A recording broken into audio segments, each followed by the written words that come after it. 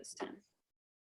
Okay, great. So we're recording. So we chatted a bit before, and we're going to have Ledah present first and then switch over to Ryan. And we have a small group. So, I think if we have questions at the end of Ledah's presentation that we want to get into immediately, we could do that for a few minutes. We can also hold them to the end and do it both ways. So I think we are flexible enough today to make that happen. So Ledah, I will mute. You can go ahead and share screen. Well, I'll wait till you get it up to confirm that it's working, and then we'll let you go. Do you want me to give you like a warning at any particular time, or you feel good about your time? I was just going to mention that I think I'm a minute or two over. It's funny, you ask someone to speak about what they do, and it's really hard to be concise. But so you're welcome to give me a warning, but I think I'm going to be about 21 to 22 minutes. But given we're such a small group, maybe that's not a problem. Yeah, I think that sounds great. If you start really going for it, I'll let you know. Your slide looks lovely, so you can go anytime. Perfect, thanks. Well, thank you so much for having me today. I actually found this practice kind of useful to take the time to reflect on my work. I've been in this position for about 6 years, maybe a little longer actually. And yeah, it's such a journey being in this position, I think, and there's a lot of joys and a lot of challenges. So I'd like to just sort of tell the story of how I came into this work and how sustainability was administratively supported at Lakehead. So yeah, hopefully you'll take something away from this. So I wanted to start by situating myself. I'm speaking to you today from the shores of Lake Superior, next to what are sometimes known as the wonderful lungs of the earth and the boreal forest. And Lakehead Thunder Bay is located on the traditional territory of Fort William First Nation. And we also have an Ihrke campus, sort of like a satellite campus, which is on the shores of Lake Simcoe in the traditional territory of the Anishinaabe and Brahma First Nation. And I'm going to be talking about sustainability in higher education, obviously. And so I just wanted to take a moment to recognize that Indigenous communities have led many, many movements for protecting ecological and human health. And over the last 3 decades, in particular, Indigenous peoples have advanced and advocated for some of the strongest climate policies and actions rooted in their rights, their language, their culture, and identities.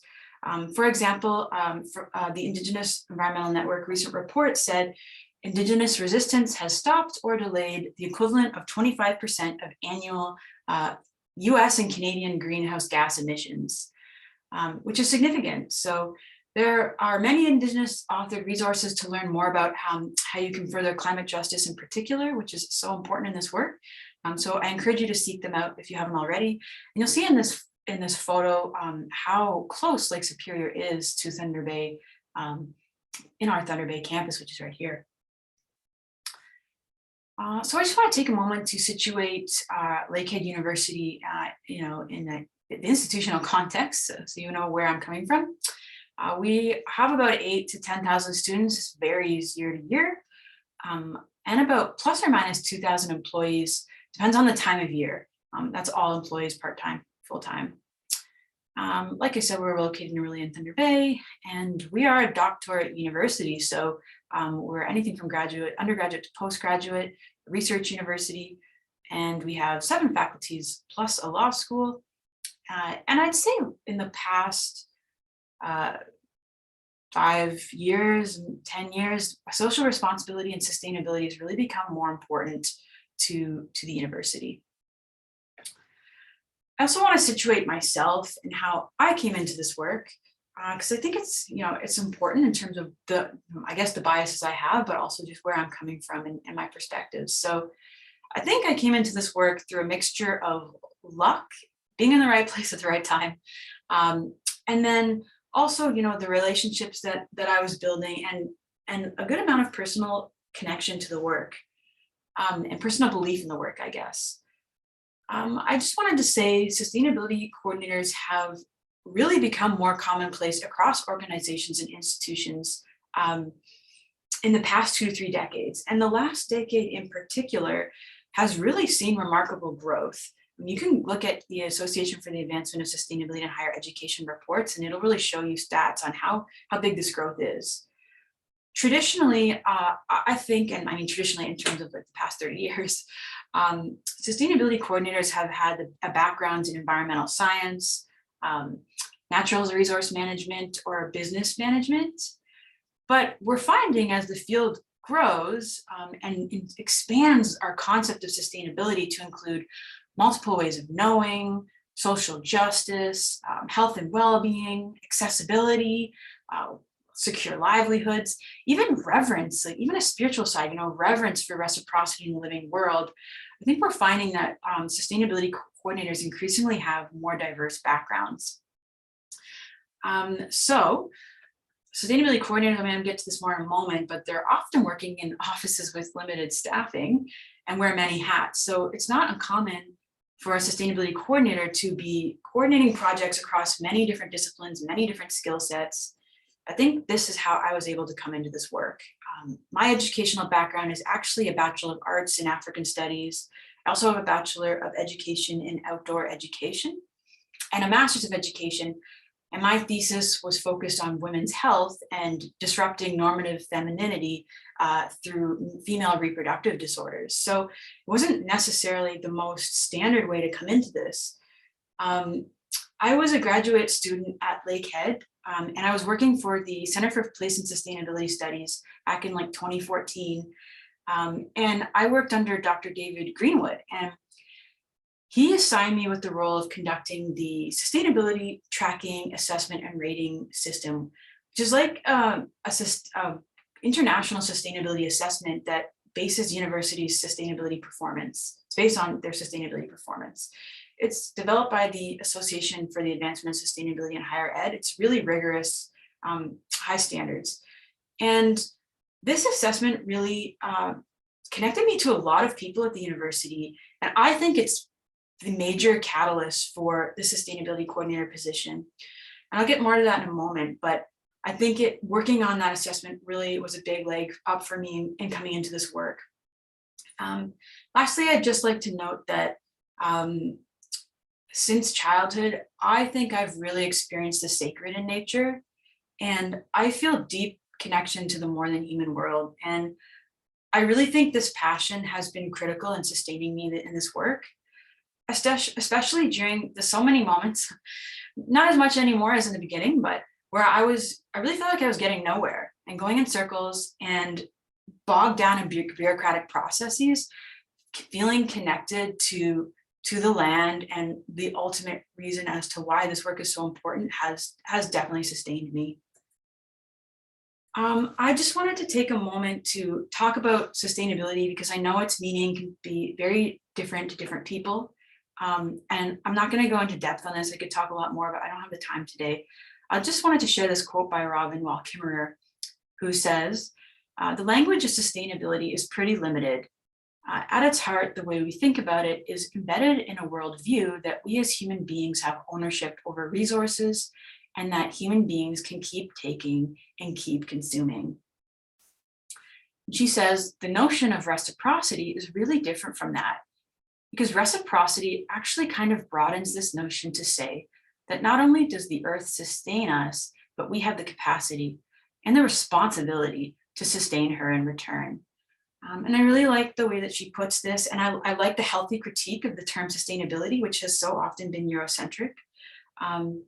And I'm not going to say much more on this other than to say that my personal philosophy on sustainability is justice oriented, and really seeing that social justice and environmental justice are so inextricably linked, and that, this is really about learning to live in right relationship within our ecosystems and creating the conditions for all life in the land to flourish. That's essentially how I approach this. I just wanted to highlight a couple of recent sustainability or social responsibility accomplishments at Lakehead. And I'm not going to go too much into depth, and I might touch on a couple later. But in 2020, our Board of Governors announced they are divesting our endowment of fossil fuel holdings by 2023. And this was a really wonderful announcement. It's in part a result of a 8+ year student campaign, also faculty-led and community-led. This campaign was also supported by, our Sustainability Stewardship Council, and it felt like a big accomplishment for the university and for the students. We also have a sustainability plan. Our inaugural plan in 2019 came out, and it's a comprehensive plan. I'll chat about that in a minute. And this school year, we declared Lakehead's Year of Climate Action. And it's really about building climate leadership at Lakehead. It, recognizing that change is amplified when we work together, and really inspiring all departments to work together on climate action. So I'll chat a little bit more about that in a second as well, but I just wanted to give you some highlights. I'm sorry that one picture is blurry. It wasn't earlier. I always have some PowerPoint trouble.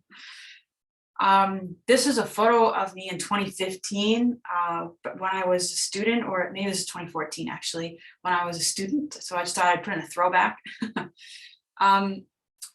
And I just want to acknowledge, of course, like anywhere, sustainability has been championed at Lakehead, since the beginning, by staff, by faculty, by students, by community members, and I want to recognize that. What I'm focusing on today is the inception of administratively supported sustainability at Lakehead through the Office of Sustainability. So how do we create the Office of Sustainability? How do we get to where we are now, declaring a year of climate action? Well, in 2015, the Sustainability Coordinator internship position was created. And I think I started using the term Office of Sustainability as a way to build legitimacy. And eventually it sort of took hold. And it is the first administrative and centralized support for sustainability at Lakehead. I think that sustainability assessment I mentioned really created presence for sustainability and the sustainability conversation. It amplified the conversation, and it connected sustainability to senior admin, to their agendas and to their and just to their ears. David Greenwood, who I mentioned, was really critical in this early work. Had a lot of ongoing conversations with several VPs at this time, and he enlisted 5 vice presidents or provosts to support the work financially by each chipping in to create the sustainability coordinator position. And there was some external funding as well. And I think that was actually really strategic, because it it created ownership, and it created interest among those folks. We also, in the early days, were advocating for sustainability to be embedded in the strategic and academic plans of the university. And even one sentence like Lakehead will be a leader in sustainability, it can be leveraged and trickled down into all these other plans. One sentence becomes a paragraph, becomes a page. And so finding out, what the institution cares about and making connections to that has been really important. And, right now with the Times Higher Ed impact rankings, I don't know how much, that is part of Ryan's work or other universities in the States, but here we're certainly finding it's connecting to the United Nations Sustainable Development Goals is something that the university increasingly cares about. I guess I just also wanted to say, we created a governance structure and a terms of reference for our Sustainability Council early on, and started developing a sustainability plan. So I think we really started building a future and creating priorities, creating something that was important and that had presence and that, needed to be there. And something I've wrestled with on and off in this work is, how do we do work that's really meaningful? And it's not just work for work's sake. How does the work have momentum? And I'll say I have all the answers, because I don't, but I definitely think it can be easy to chase grants, especially in the beginning when you're, in such limited funding. But I'm also interested in doing this work in a way that's connected and that's building towards something, and not just ad hoc. And so that's something I've tried to grow into the longer I've been in this position. I also just want to touch note on how sustainability has grown at Lakehead. I think relationships are so important to this work. And, finding allies in different places has been critical. For example, faculty allies have been so helpful in this work. For example, faculties who have tenure and who are able to say things or take positions that perhaps the Office of Sustainability wouldn't, and leaning on them when need be. And I think divestment, the university's announcement to divest was really showed the power of working towards sustainability from multiple voices. You know, students, faculty, staff, community members, they all played a role, and they all had a different voice in that. And I think that was really effective at creating that community and making those connections. Lastly, I'll just say having a sustainability council, and I'm going to get to that next, can be really helpful in supporting certain sustainability decisions. Like having diverse representation gets the word out across the university, but it can make the network stronger. Having the sustainability coordinator be the glue of sustainability at the university can make the system really weak, but it's also really easy for that to happen. I wanted to share our governance framework. So I think the original vision for this was really to try to be very inclusive and justice oriented, to try to be as non-hierarchical as we can. And I think this foundational vision made the building blocks for sustainability really strong.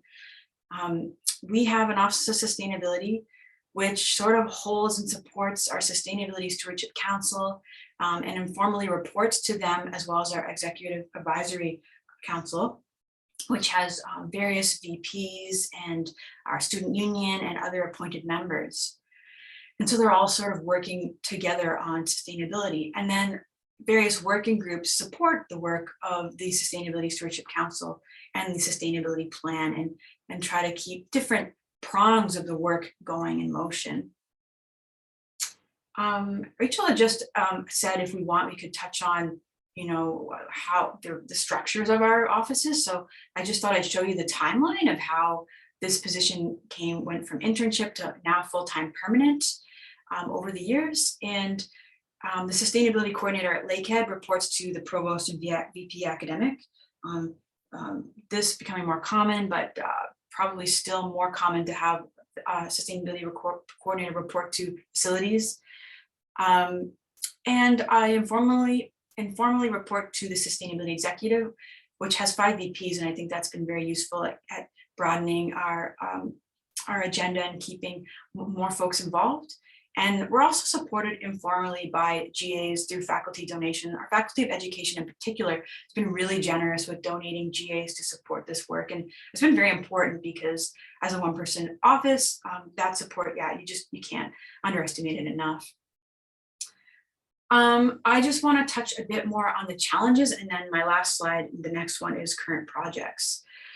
So Ryan and I chatted a bit about this before we met today, and you know, we can relate on the challenges of sustainability in higher ed. There's a few. Understaffing is certainly one of them.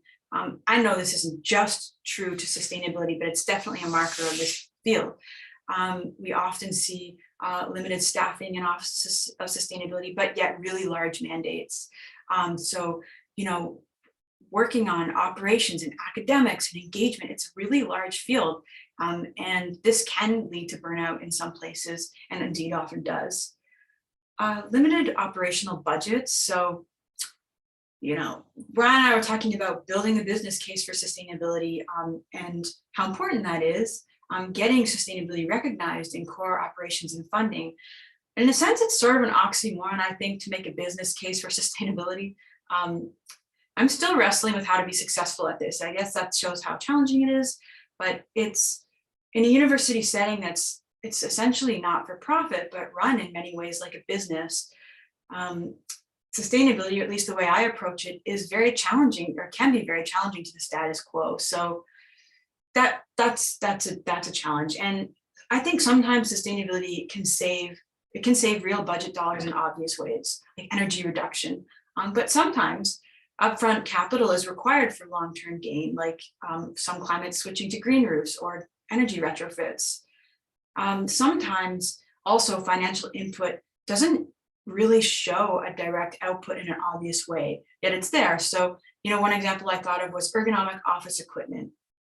If all offices are outfitted with more expensive but really ergonomic equipment, it can increase the productivity of your employees, but it also increases their health and well-being. It can lower workplace disability. It can lower those leave of absences and things like that.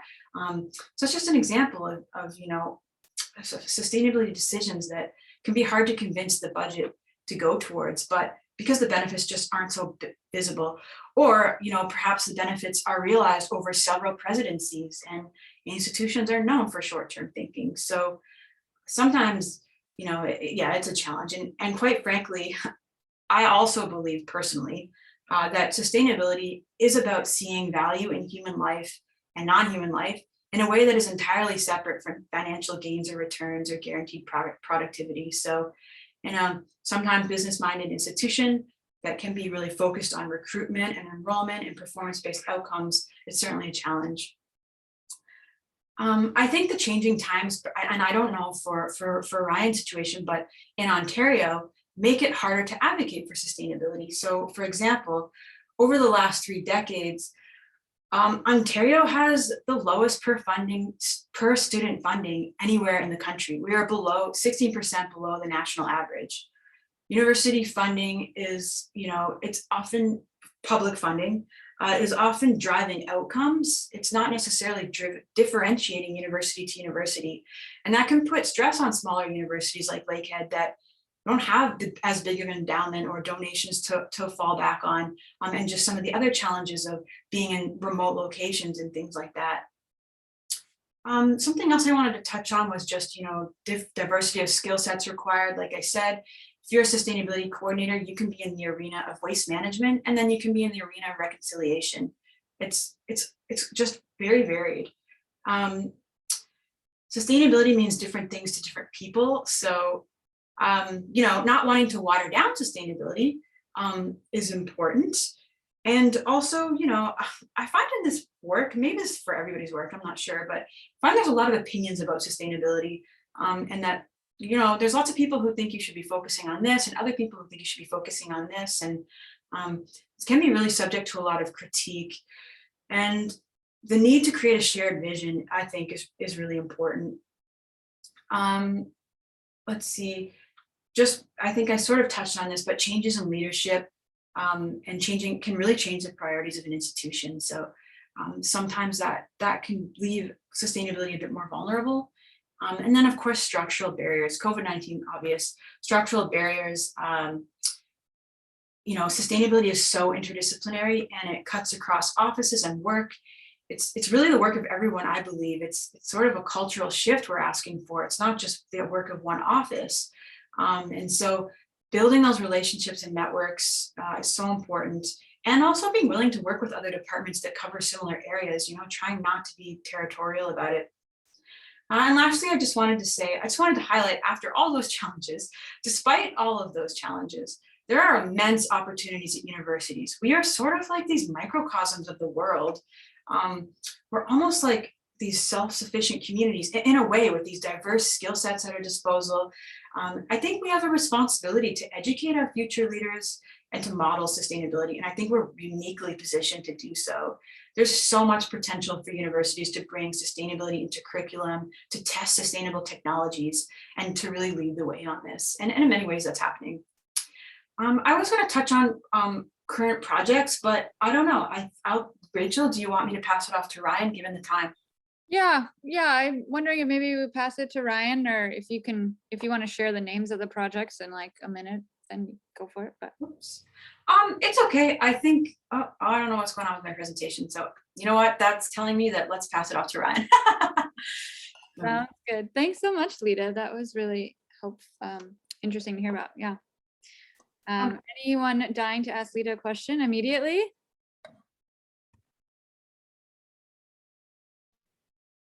I've got a million, but I'm going to wait until after both people talk, because I'm looking for like similarities in both of their presentations. And Ledah's last slide just really hit on a lot of the barriers and challenges. So I want to see the commonalities, but thank you for that overview.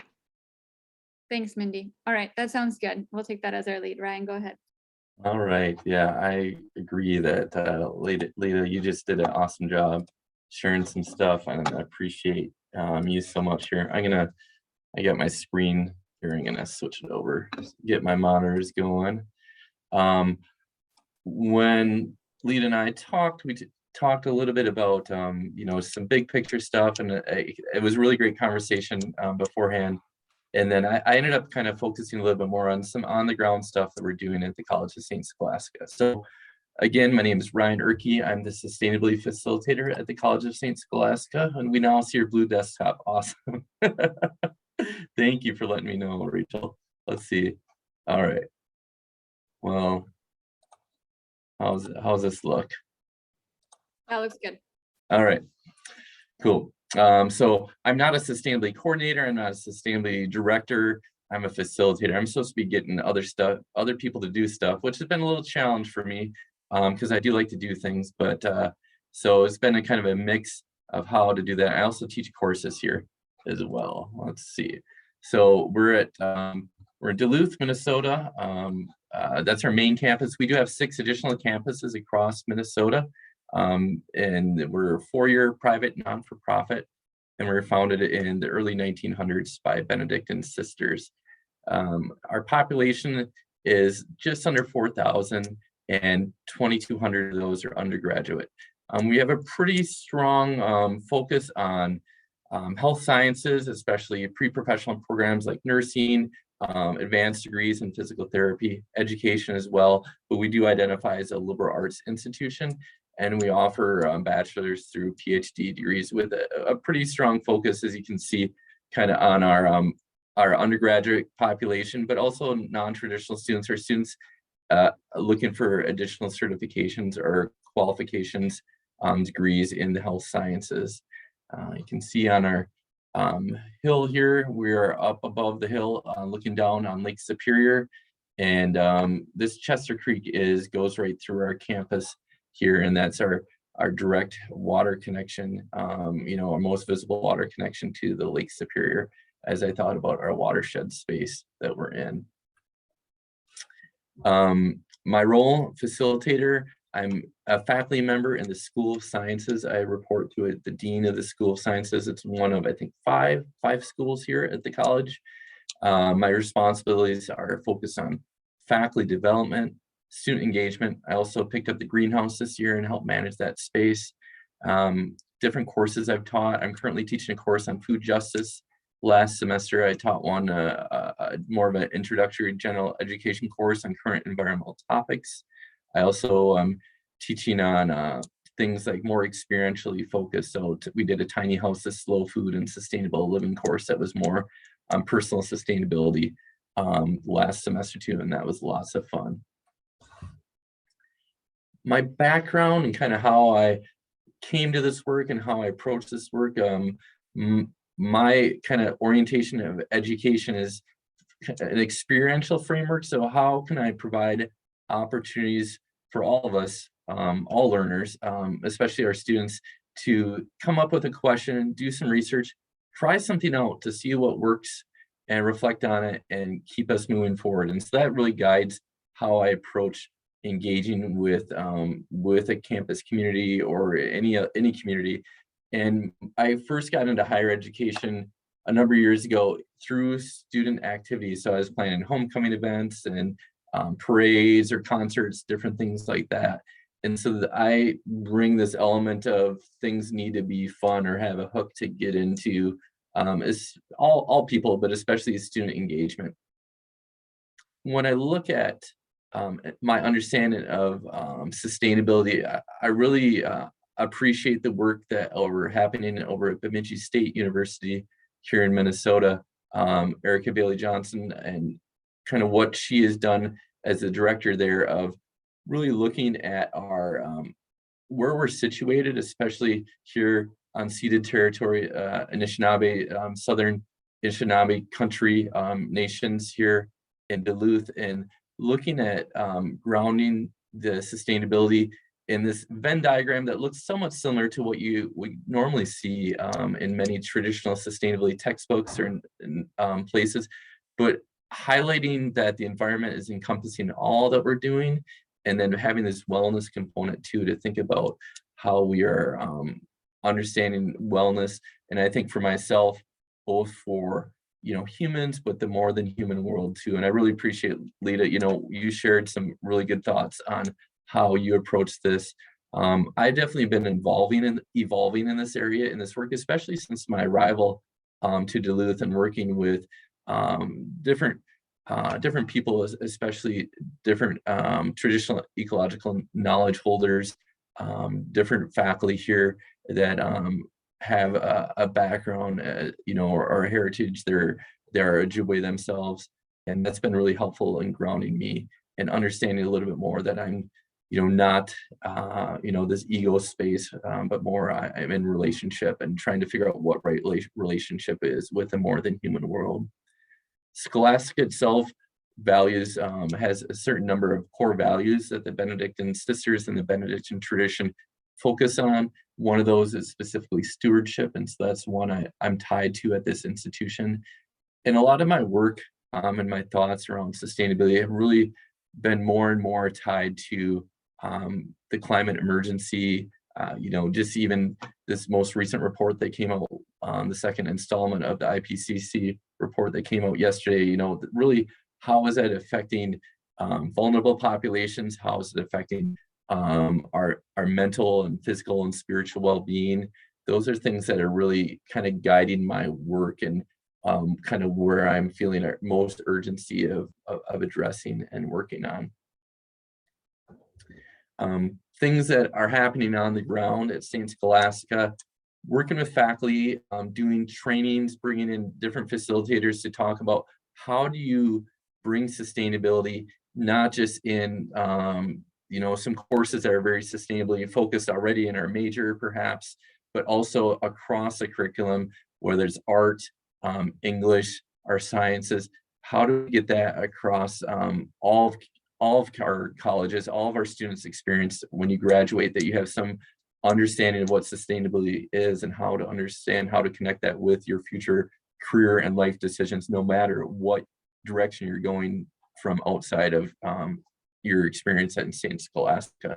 And so it's really training up those faculty to help them feel like they have the skills and the knowledge to do that in their own context of their discipline. Taking students to provide them with great experiences.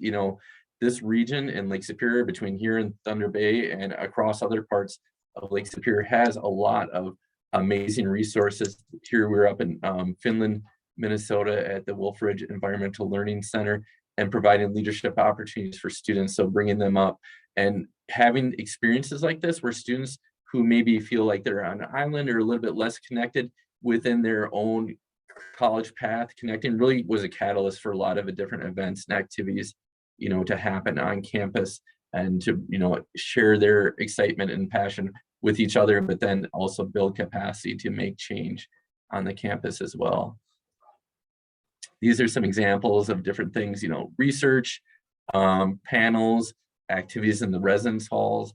Students, I found, are really taking the lead here at St. Scholastica and guiding stuff. And for me, it's also kind of my comfort area and my background of like, what can I do to amplify these student voices and provide them with the resources to navigate a college landscape, not only for their own, their sustainability interests and goals, but also just for them to achieve success and develop themselves as scholars and professionals that they're going to continue on in the future. Looking at how also they can connect with not just that environmental piece, but looking at sort of that social piece or that wellness piece. And so looking for students and faculty and staff to really, I think a challenge I experience is, and Ledah, you said this, kind of everyone's got their own idea of sustainability, but often it kind of leads with that environmental piece and trying to identify the intersections with the environment, but not negate the importance of social justice, that economic viability or sustainability too are really important. And I think lacking, or that's where I feel like I often have to really share a lot more and kind of get people to think about what that looks like and how that could impact a community in terms of its success, in terms of its emergence into something greater than what we're at now, our ideals that we hope to achieve. A big focus I've been working on as I've been here at Scholastica is how can we work across institutions, I think across sectors as well, but I've really focused on what can we do to build capacity in the region. And that's why I've been so grateful to connect with the Lake Superior Living Labs Network and the great work that you are all doing. But, connecting students with other institutions, doing, seeing what's happening, to inspire and to build, collective work, whether it's a eco challenge or working more structurally with networks. There's the Upper Midwest Association for Campus Sustainability, about how do we support these small offices who are really tasked to do with large things, to avoid that burnout, and also to maximize our voice or impact. And I think that's something that there's some tension there, because often some of these institutions are competitors too. And so trying to figure out to thread that needle, or that, that narrow window where I can do this work, and really we can advocate that this is valuable work to promote this collaboration. An activity that we did more internally collaboration is, how can I find, organizations or internal offices within the campus, within the college, to help amplify what I'm trying to do, and support sustainability broadly. This took place right before it was I think today, or the 29th of February of 2019, the week before we closed down our campus for the pandemic. We had a large event where it was a statewide leadership symposium for the federal TRIO programs. So the Minnesota State group of TRIO organizations that are at different campuses. This is a U.S. federal program that's supporting students that are often first generation, coming from less advantaged in terms of economics or social representation in the college community in the U.S., supporting those students to build their success and leadership skills. We hosted an event focusing on the idea of resilience, and tying that with resilience from an ecological perspective, but also then tying it to your college experience. How can you take lessons learned from the natural world and their understanding, what we can learn about resilience of plants or water systems, and apply that to our own personal journeys through college. And so we had a speaker, and we also had a resilience fair about building your own skill set to be more of a sustainable or resilient person yourself. And that was great. I miss those type of events and look forward to them in the future. Other events that we're doing, we've really, I've had the opportunity to work with different people from the Anishinaabe community, and focusing on how do we understand our changing climate and the effects of our human, our mental, spiritual and physical well-being, as well as the non-human world, and understanding what, acknowledging that and taking time to navigate what we know, both from our own Western science, but other ways of knowing, including indigenous knowledge. And so that's been a 2-week or a 2-day retreat over the past 3 years that's been really impactful for students and faculty in our community to engage with what we know from our natural landscape here at St. Scholastica. During the pandemic, I had the opportunity to partner with the University of Minnesota Duluth. We offered bi-weekly sustainability series speakers, where we really tried to amplify voices of sustainability action taking place in the Twin Ports area, the Duluth Superior area. And that was really, the COVID experience was both challenging, but also provided me new opportunities to what can we do to pivot? We're forced to pivot in some ways. And this, we grew our reach from, I think I had 300 people through events and activities over the course of the year before. And during that pandemic year, through our virtual programs, we had over 1,000. And that was really, a thought of this increased our capacity and our reach by so much. We've built internships across the region. I think we have 10 sites where students have completed 130-hour internships. We've had a few that have done, sites that have done multiple. So we've probably had about 20 different internships over the past 3 years.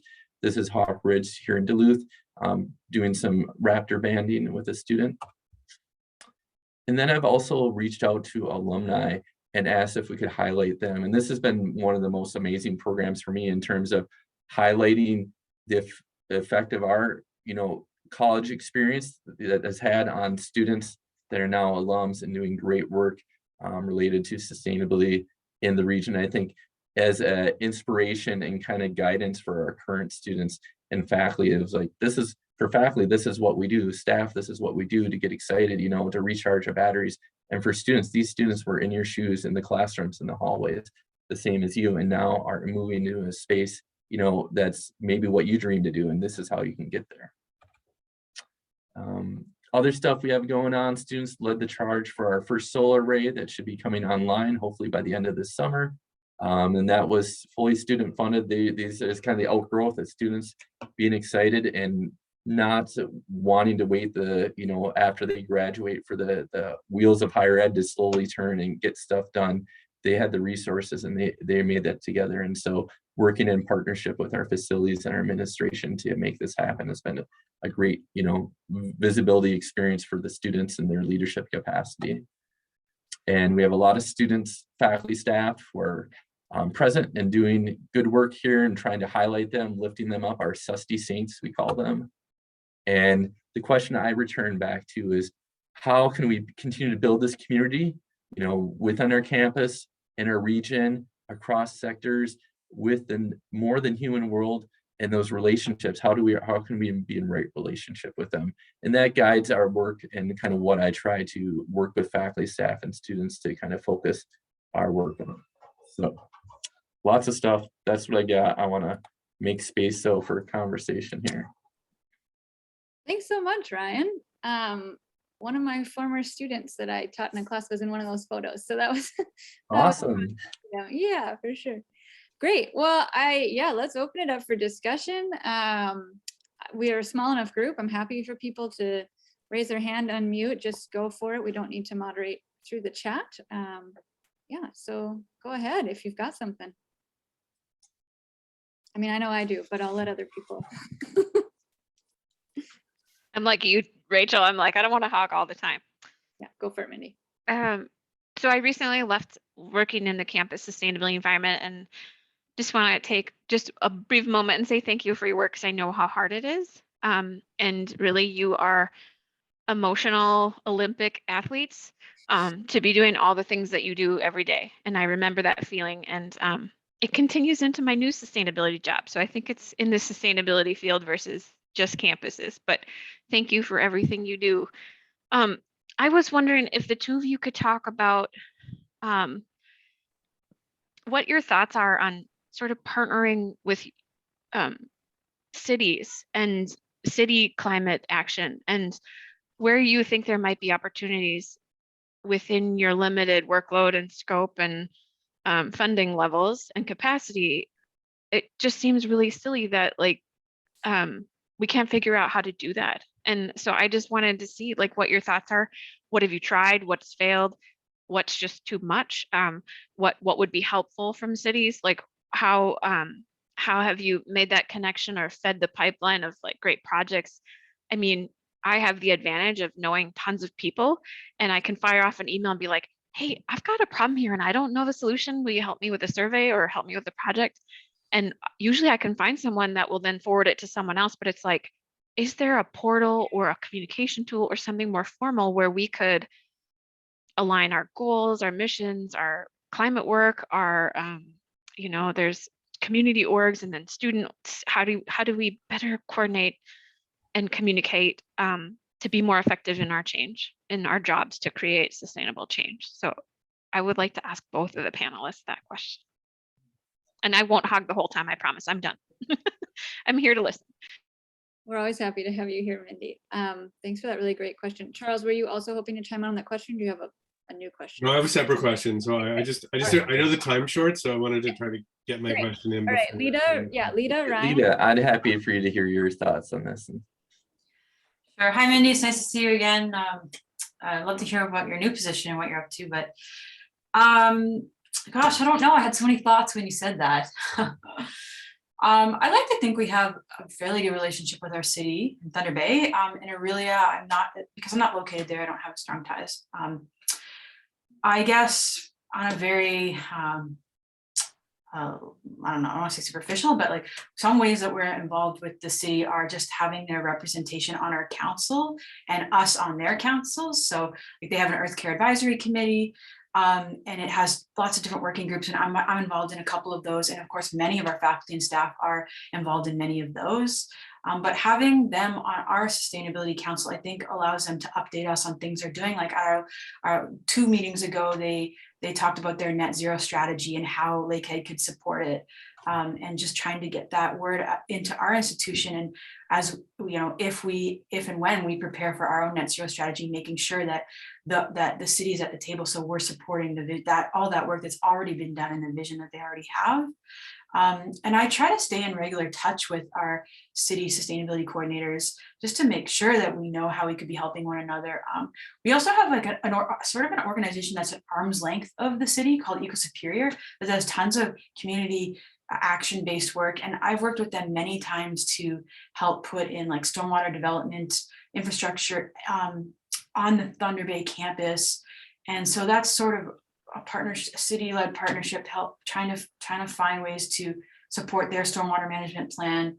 Some things that have failed, I guess, earlier on in my time here, I really tried to set up a program where students work as part of like special topics or special coursework could work at the city and do, you know, advance city sustainability or help the city with some of the work they're doing. That ended up being really challenging, and I ultimately wasn't successful with that. However, I do think it happens in ad hoc ways through various faculty and things like that, just not in a centralized supported way.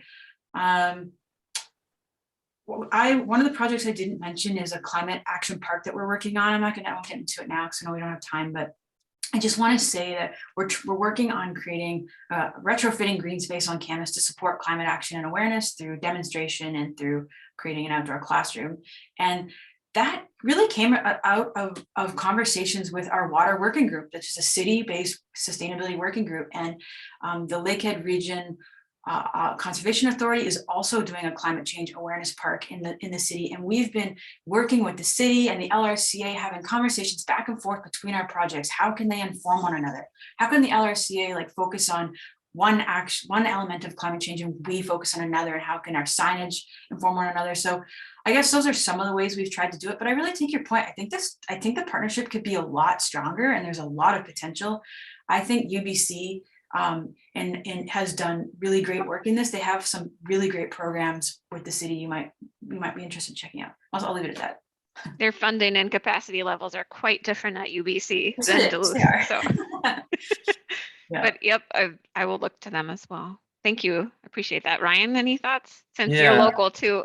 I know, yeah, you and me would. So I think a couple of things I'll speak to is understanding. I think I didn't always, or at the beginning when you switched over to your new role with the city, getting a good understanding of your scope and kind of what your responsibilities are was something that took me a little bit to kind of figure it out. I still would like, a better understanding. And I think as you get settled in like the climate action plan, that helps me key in a little bit more and getting that information out to know what's going on. And, that's important. I think the relationships piece, you just even talked about the ad hoc stuff. COVID's been so tough to allow for space in between for conversations that don't necessarily like, oh, I need to have this official meeting where I'm doing this stuff. It's like, no, I just want to hear what you got going on and making space and time for that. And Zoom has been great to have these even connections now. Like I want to see you, me, Ledah, and all of us come together in one spot, but it doesn't allow for maybe those other more free flowing thoughts of like, this is where the creative space could happen, and making space for that to happen, I think would be important for, to figure out how to do that. I think having a key person at each of the institutions is really essential too, and at the city, vice versa. Like who can we go to that has the capacity and the time to make those connections? And, I think those are based often on relationships that are maybe bigger than just a professional in my role and transactional, and maybe a little bit more like we know each other in community in different ways. And I think that helps to provide that comfortability, like, oh, I'm going to reach out to Mindy now and just share with this opportunity quick, and know that it's not an expectation, but it's just a touch base on things, and providing space for that, I think, are helpful too. Yeah, it's been really tough to see how many opportunities there are for student involvement, but then how little capacity that city staff have to be able to even spend an extra 2 hours a week To get that mentoring out. someone. Yeah, And yeah, like yeah. without that capacity, that Ledah might be why, you know, your effort failed, as the city staff maybe didn't have the time to mentor the students in those challenges. It's hard to make time. Mhm. Thank you both. Yeah. Thanks. And Alan, I see you added something to the chat there that I think maybe I'll just draw your attention there. You might find interesting. Alan, did you want to speak to that at all, or? I mean, not so much. I'm pretty early on, and I was just actually finishing that comment to say right now it's about relationship building, and Ryan says it's kind of about relationship building. So I think that's a big part of it too. You know, our city, I think they have 4 staff, you know, full, like totally. So in speaking with the city manager, it's just, you know, let's have a conversation. And it was great because we got to a point where he expressed some discontent on, you know, kind of hearing about Michigan Tech decisions after they've been made that could affect the city, and missing opportunities to look forward on things like public transportation. That, you know, we have sister cities here, and Houghton has its own transportation system, and Hancock has its own, and the university has its own, and this is all within a 2-mile radius, right? So this doesn't make any sense. It's just been a matter that there hasn't been intentionality in coming together and seeing where that shared space is. So, you know, we'll see if we can get there, but I think talking about it is important, and then, you know, hopefully opening that door. So that's all.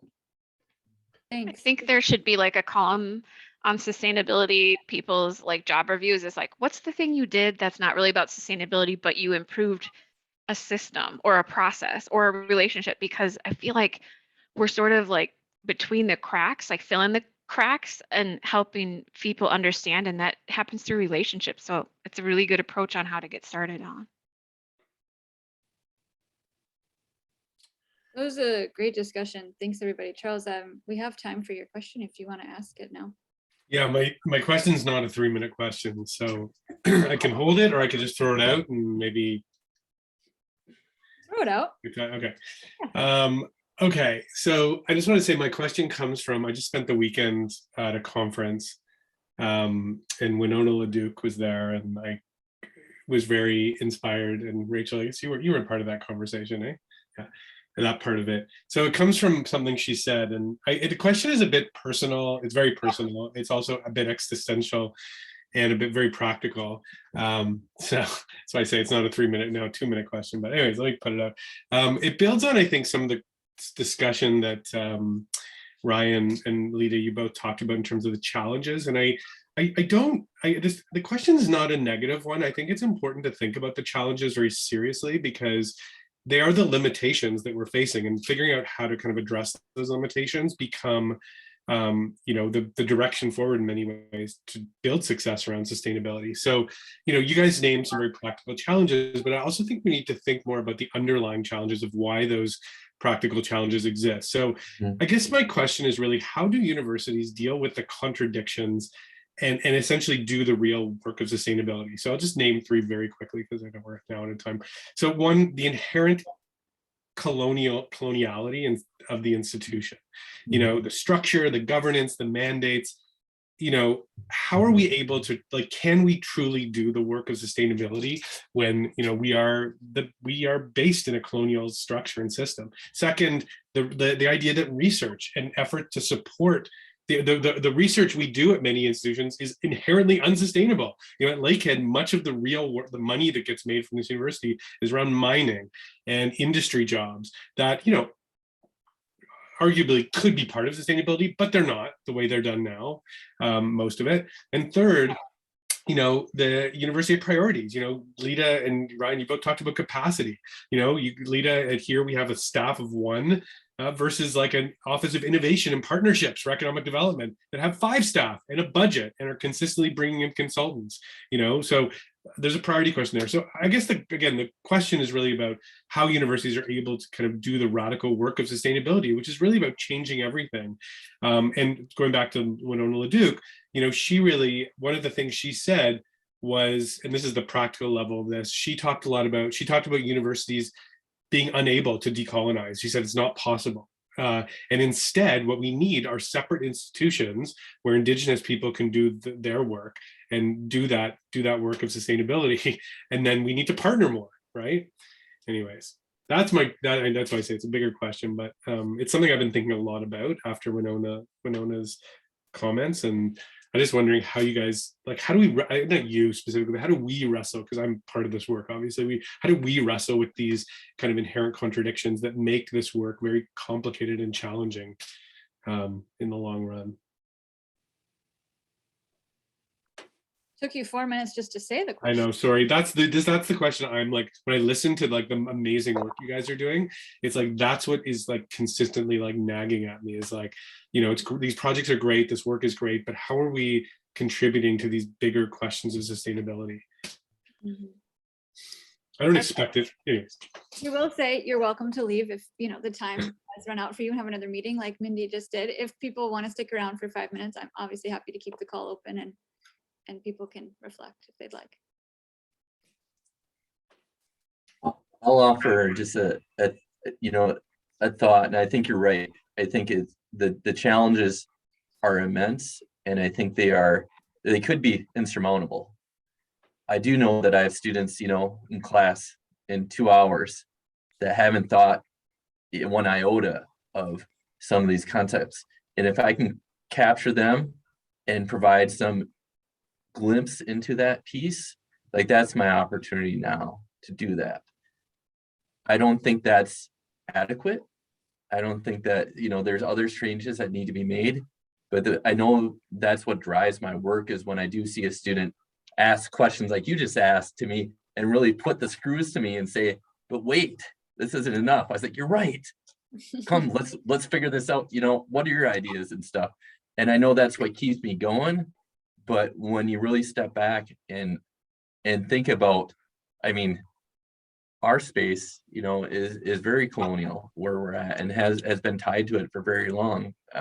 And I think that's really, you know, that ties to that extractive relationship with the more than human world. That ties to, you know, our just overall, you know, how we identify priorities and what is the core, what we're trying to do. And so those are things that, yeah, that's a tough space to be in. But I know that, like I said, the students that keep me going and that fuel my work are going to be in class in a couple of hours. I need to at least provide them some insight, you know, or some sort of opening for them to explore that as well.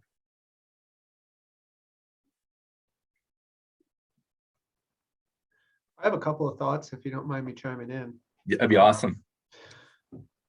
So I think there's a lot of ways in which university structure is archaic, Charles, and I think of an analogous challenge here is to move towards transdisciplinary work and problem-oriented, solutions-oriented work, which is something that is sort of, you know, the new field in research. And you know, I've seen the challenges here that stem from the siloing and the way that disciplines are separate from each other, but people are starting to build and bridge those kind of divides by necessity. And I think this university needs to invest more in the people that make those sorts of connections to make that possible. But I see that happening slowly. And in sustainability, I think it's analogous because in some sense, you know, our market isn't research dollars exclusively, it's also students, and that students are increasingly aware and demanding this sort of work and making it a part of their choice when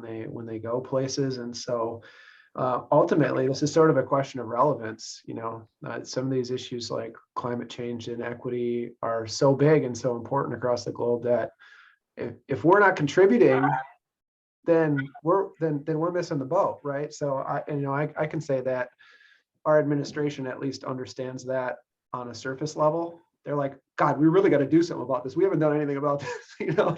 All right, so like that's a good starting point, and I think that the directionality of that is only getting deeper and deeper towards that. And you know, I'm hoping that that can really be a driver of some significant change, you know, whether that's challenging kind of status quo, whether that's rethinking structure and the way that sustainability fits across it. But, you know, I can see that here, and I'm trying to socialize some of those ideas, and it's not going to get done tomorrow.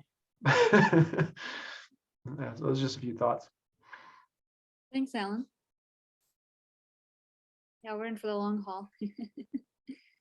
Yeah, I'll just say, I mean, gosh, I don't know.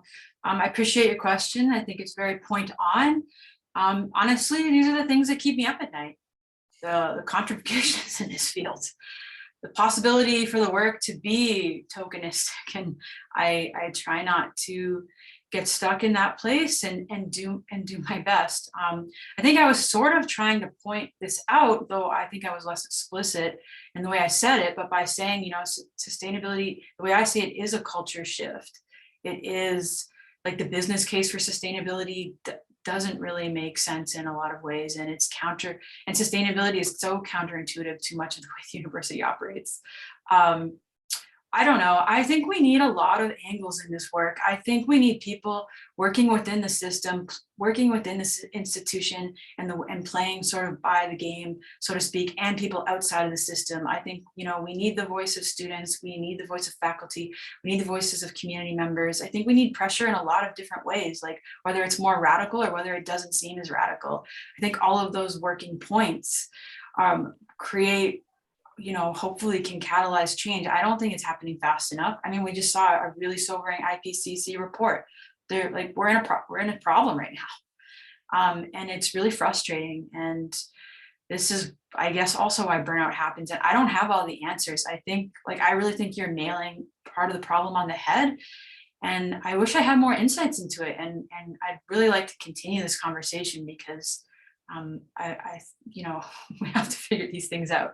But yeah, I guess that's mostly what I have to say for now. And I mean, I try to do work that isn't just, you know, top down, but that's ground up. And one of the projects I'm working on, for lack of a better name right now, is called Decolonization Walk. And it's really interesting project. It's trying to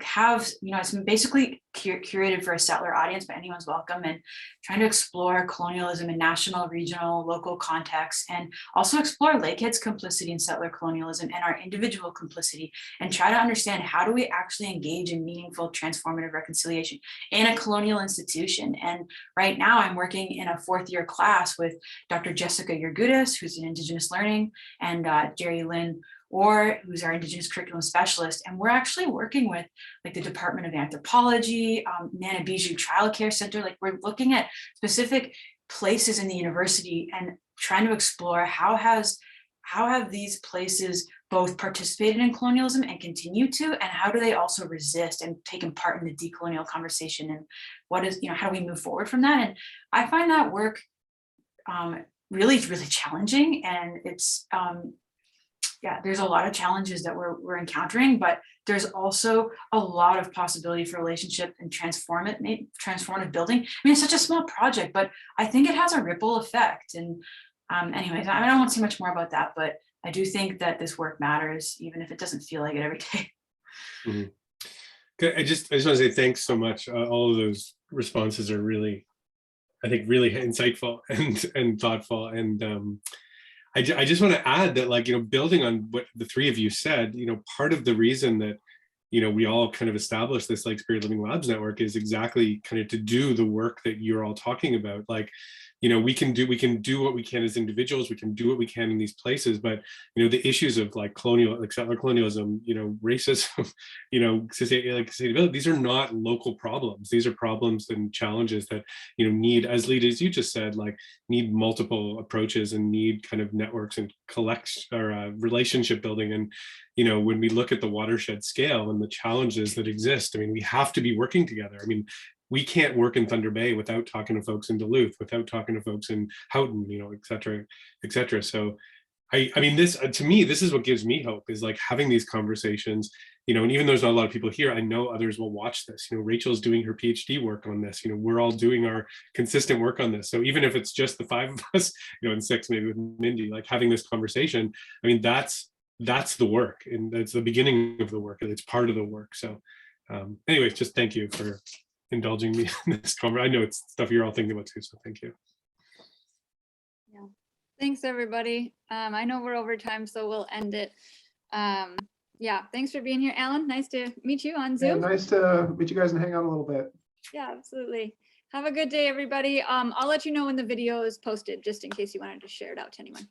Or Okay. I'll talk to, actually, I gotta get the go ahead from Ledah and Ryan first, and then we might edit. Well, I think it's all good. Thanks so much for having us. Yeah, thanks Yeah, for the invite. Thanks for joining us, everyone. For sure. Look forward to meeting you guys in person at some point in the near future. Sounds good. Hopefully. Hopefully. Absolutely. Okay, bye. Bye all. I don't know.